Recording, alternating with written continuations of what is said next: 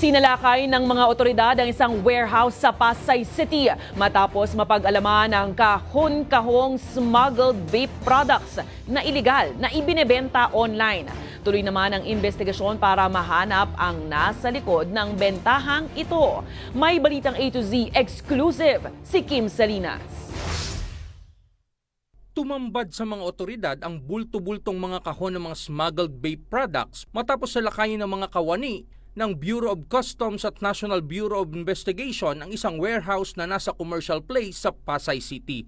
Sa unang tingin, tila di mo aakalain na merong lamang mga produkto na iligal na ibinibenta online. Silyado pa ang mga kahon na naglalaman ng mga bago at hindi pa nabubuwisang produkto. Pag-inspect natin sa vape products, hindi siya binayaran mga taxes. Wala siyang BIR stamps.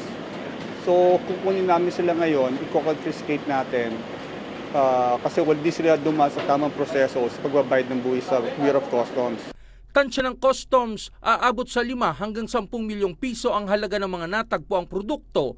Iligal at delikado sa publiko ang mga ito dahil hindi dumaan sa regulasyon ng Food and Drug Administration. We could consider it smuggled. Estimate ko lang initial mga 300 boxes na vape products. I could run siguro ang estimate mga 5 to 10 million. Sinisikap naman ng NBI na matukoy sa lalong madaling panahon kung sino ang responsable sa mga produkto at ang nag-lease sa warehouse. Yan ang isa sa inimbestigahan natin ngayon kung sino yung mga occupants dyan sa building na yan. That's why nag-iimbestigahan na rin yung NBI kung sino talaga yung mga nag-lease dyan sa building na yan. Kapag natukoy na ang may-ari, agad na hihingiin ng otoridad ang mga legal na dokumento para sa mga produkto. Most probably, kung wala silang maipakitang dokumento, ang may kakaso natin sa kanila ay violation ng Customs Act tsaka violation ng BIR laws.